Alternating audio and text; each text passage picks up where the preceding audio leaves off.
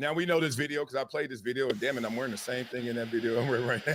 Y'all know how the game goes. Hey, this is just me showing my pride for the honor of being invited to the White House by the president. And anybody has a problem with that, that's okay. That's your problem.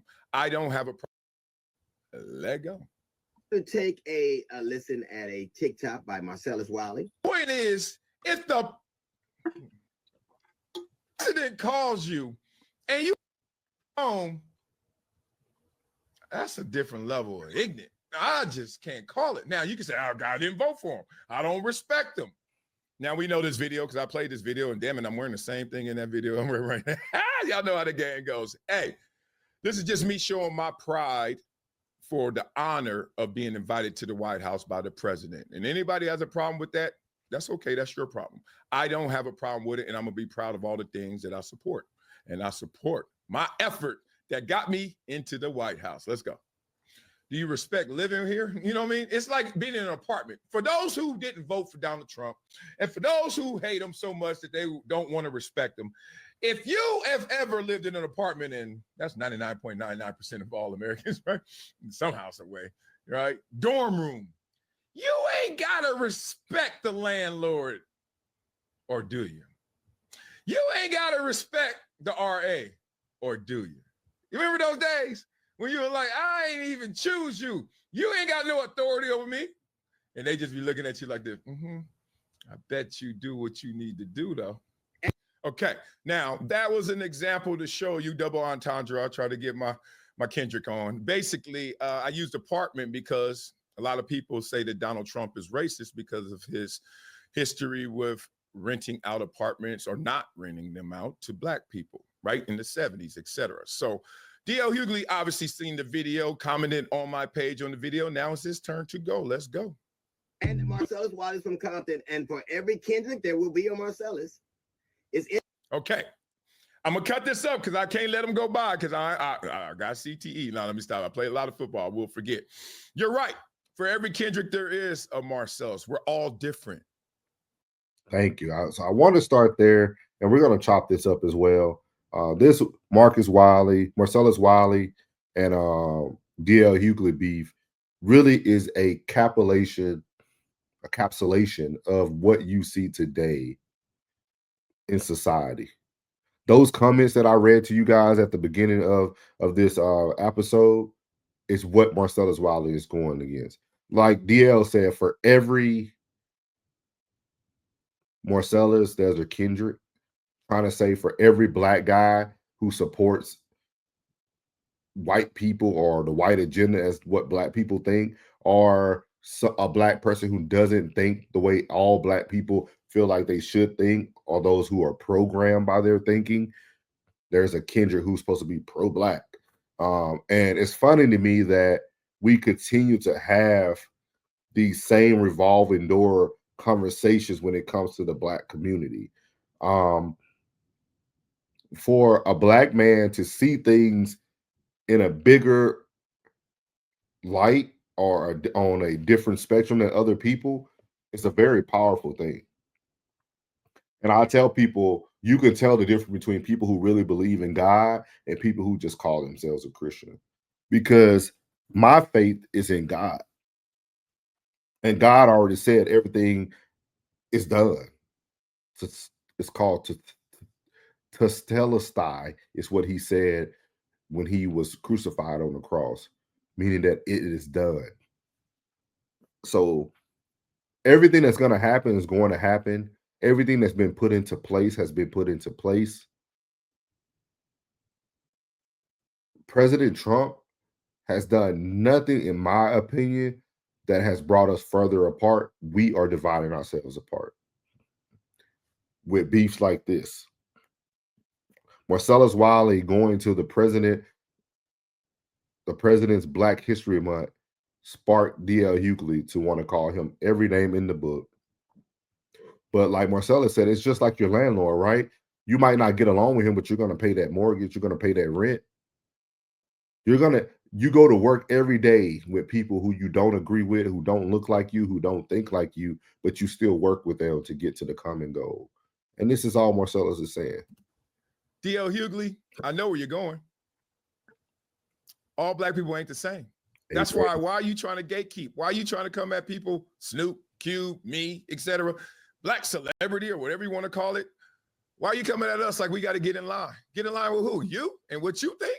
Oh, that's just a different line. You ever run track? Lane 1, Marcellus Wiley. Lane 2, D.L. Hughley. Lane 3, Snoop. Lane 4, Ice Cube. Why are you trying to make us all get in the same lane? Oh, the only way you feel like you can really get it off is if you're on the relay. What a great analogy there. See, when you become a thinker, a free thinker like myself, you are then running your race alone. I know what my bank account looks like. I know what my life looks like. I know what I want the world to look like. I know what I want my children's life to look like. And if that's me running my race by myself to make sure that those things happen, I'm fine with that. If that's me being a sacrificial lamb for myself and my family, I'm fine with that. But I don't need a relay team. I don't need a bunch of black men or a bunch of black women behind me, rooting me on, telling me good job and good job, brother. Like, I don't need that. Because everybody needs to understand that you must save yourself. We all got here on our own, and you're only going to get as far as you can go. Do you need other people to help you? Yes, we all need support.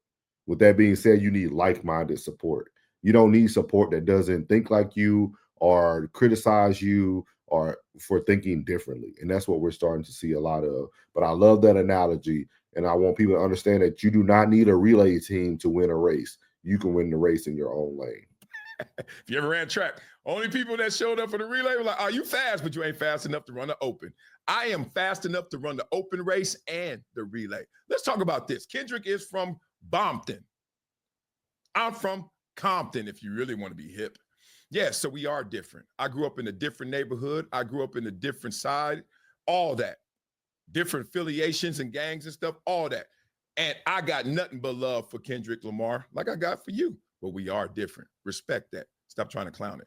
Interesting. He was on his page and he was talking about the invitation he gotten for the president of the United States, Donald Trump. And I know what an honor that is. I've been invited to the White House by 4 different presidents. I've been invited by Clinton, by Bush, by Obama, and by Biden. So it is an honor. Now, did you go? It's an honor. All right, I'm with you. I'm letting you run the open race now. It's an honor. Did you go? And it's interesting. At the time, it is why he was invited to the White House. Marcellus Wiley was invited to the White House to celebrate Black history.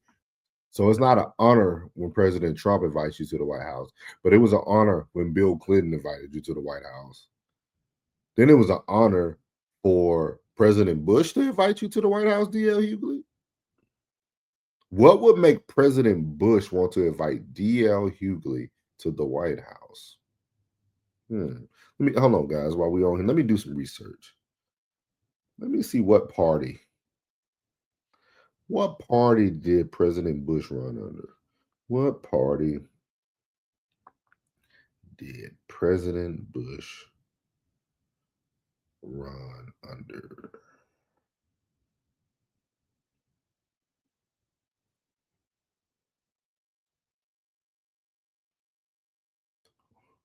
Wow. So President George H.W. Bush and President George W. Bush both ran under the Republican Party.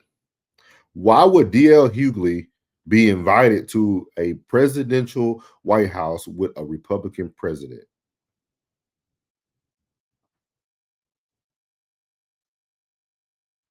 And like Marcellus said, did he go to any of them? Because see, he's not answering that question. And he's probably not going to answer that question because do you guys hate President Trump or do you hate the Republican Party? Which one is it? With Donald Trump, a man who, since he walked into the office, has been dismantling every semblance of it. I shouldn't stop right here, but I should. Y'all heard what he said. Donald Trump is dismantling everything about Black history. He just said that, right? And he also made the greatest leap and assumption you ever could make: someone else's motivations. You don't know what that man is thinking. and you don't know what I'm thinking. You're going to tell me why I was invited? You're going to tell me why I accepted? You're going to tell me why Donald Trump invited me? You really going to do that?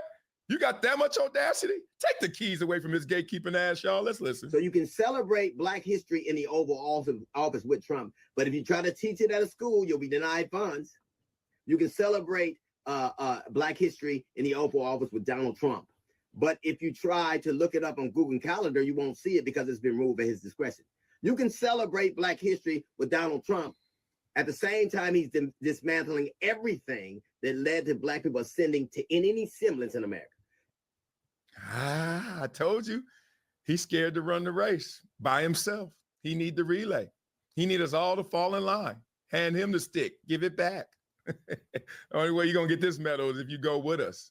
It's a damn lie, DL. Okay, I'm going to show you that you're wrong. I'm going to prove that you're wrong, but I'm scared to get off this page, so I'll show you that after. Donald Trump did not get rid of Black history. Donald Trump says, I don't want any more identity months. You know, Black History Month is February. What's March? Women's history. Oh. So as much as you're trying to take this to heart, being very emotional about it too, like, oh man, he's taking away everything Black. He's saying, I'm taking away all things that are identity politics. And that's the biggest play. That's the biggest problem. Everything becomes an emotional response for people who don't like people who has any support for President Trump or anything of that nature. It all becomes an emotional reaction. And as Marcellus also spoke about, is that he did not get rid of Black History Month. And if I'm not mistaken, he actually built supposed to be building a statue for Kobe Bryant. So just something to think about. I'm tired of identity months. And you want to know why I support that and why you should support that? Here's the answer. Is America more divided than ever? Is that the narrative? Is that the headline? Is that the truth? It seems that way, right? It just seems that way. You tell me.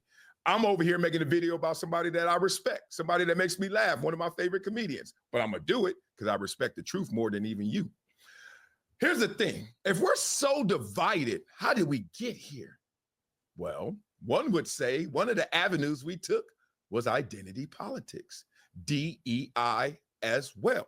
Donald Trump is saying, I am through with the DEI initiatives because, drum roll, they don't work and they're divisive. You're not on board with that? Does it need to be a Black face to say it? Well, move, Donald Trump. Here I am. Oh, I'm a coon. I'm a Sambo. I'm whatever you call Snoop or what one to say about Snoop and Cube and all them, right? I'm all of that. We all that because we see from our beginning and we all from the same spot. That's why I keep using these same names. Cube, you, me, Snoop, Long Beach, Compton, South Central. We all from it. And we've all climbed. You think I climbed this high off of DEI initiatives? You just said that Black people and all the things that we were able to accrue came from things like Black initiatives, affirmative action, DEI. You a damn lie. But we're going to talk about your story right now. So he goes on to talk about D.L. Hughley's background, his story. With that being said, I think he hit it on the head. We are more divided than ever now than even probably back in slavery. We're so divided now. And it's funny because, like he said, everybody he named, himself, DL, Ice Cube, Snoop, they're all from the Cali area. They all was able to climb the wall. They all were able to